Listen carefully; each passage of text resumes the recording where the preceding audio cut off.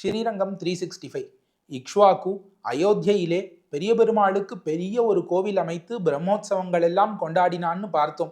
பிறகு இக்ஷ்வாக்குவினுடைய பிள்ளை அவனுடைய பிள்ளைன்னு 4 சதுர்யுகங்களுக்கு அவனுடைய வம்சத்தை சேர்ந்த அரசர்கள் பெரிய பெருமாளுக்கு இடைவிடாமல் திருவாராதனத்தை பண்ணி கொண்டு வந்தார்கள்.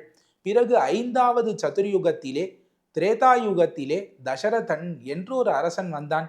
இந்த தசரதன் பெரிய பெருமாளுக்கு இடைவிடாமல் திருவாராதனத்தை பண்ணி கொண்டு வந்தான். இந்த தசரதனுக்கு குழந்தை இல்லை. அதற்காக அவன் ஒரு அஸ்வமேத யாகத்தை பண்ணணும் என்று தொடங்கிறான். அந்த அஸ்வமேத யாகத்திற்காக இந்த உலகத்தில் உள்ள அரசர்கள் எல்லாரையும் அழைத்தான்.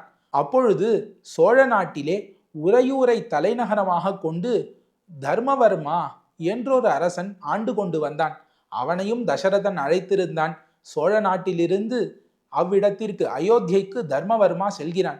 சென்று அங்கு பார்த்தால் அயோத்தியே மிகவும் செழிப்பாக இருக்கிறது. யாகங்கள் எல்லாம் மிகவும் சீரும் சிறப்புமாக நடக்கிறது.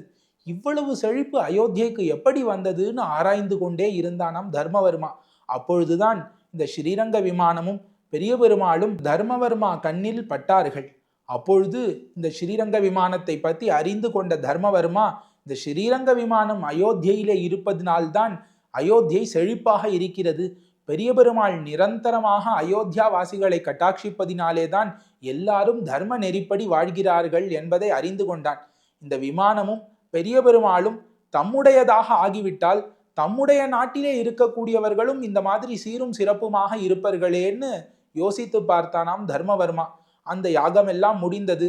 தசரதனிடமிருந்து விடை பெற்று கொண்டு தன்னுடைய ஊரான நிசுலாபுரி, அதாவது உறையூருக்கு வந்து சேர்ந்தான். இந்த ஸ்ரீரங்க விமானத்தை பிரம்மா எப்படி பெற்றான்? தவம் பண்ணி. இக்ஷ்வாக்கு எப்படி பெற்றான்? அவனும் தவம் பண்ணி பெற்றான். நாமும் ஒரு தவம் புரிவோம்.